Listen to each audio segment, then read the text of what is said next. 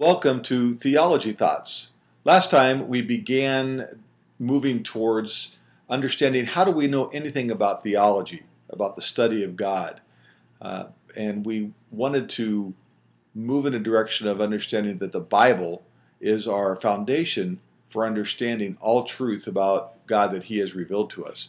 But before we could get to that, how we find the authority of Scripture to be true and accurate, we had to first begin by getting behind the scenes and realizing that, first of all, we can't know anything about God unless He chooses to reveal it. If He does not reveal a quality or an attribute or a fact about Himself, it is not knowable. But God has revealed much about Him in a lot of different ways. And there was two different categories we began talking about how God reveals Himself. The first one is general revelation, where God reveals Himself to mankind throughout all generations, so everybody can know certain things about Him. And the second category of revelation that allows us to know something about God is special revelation. I want to recap briefly about general revelation and then kind of finish that thought in these next couple of minutes. Last week we talked that God generally reveals Himself through creation. We looked at Romans 1, 20 and 21, and we realized that God, we can know a lot about God just through the design of the universe. We can know a lot about His divine attributes, about His power, about His nature, Romans 1, 20 and 21 tells us.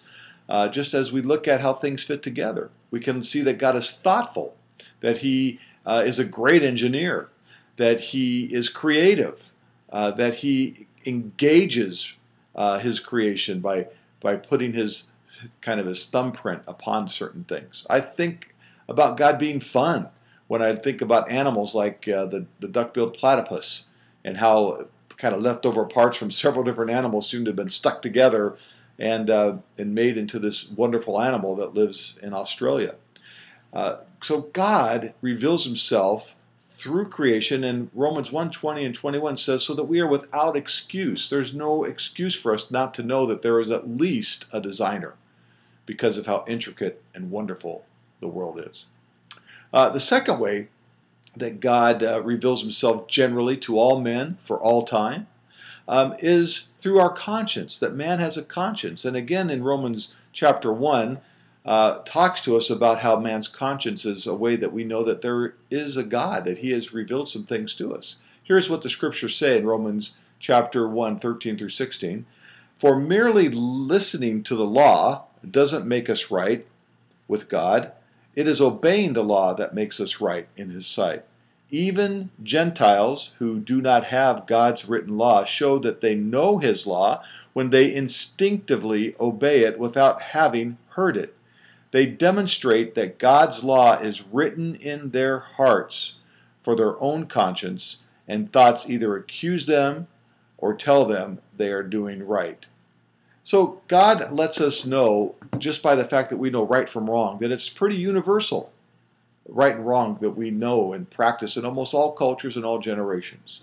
So God's known and revealed Himself just because we have a conscience. The last way that I would say that God has revealed Himself generally to all men for all time is His provision, His providence, His provision for mankind throughout all of time.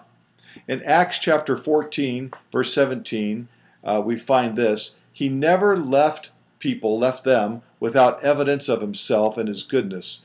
For instance, He sends you rain and good crops, and He gives you food and joyful hearts. So God has made Himself known to us just by the fact that He provides for us. So by creation, by our conscience, and by provision of how things work, God has generally revealed Himself to all men for all time. And this is the beginning of understanding how we can get to know something about God. I hope these thoughts have been of some benefit to you and that you'll enjoy the rest of your day. Pursue God with all your heart. Talk to you next time.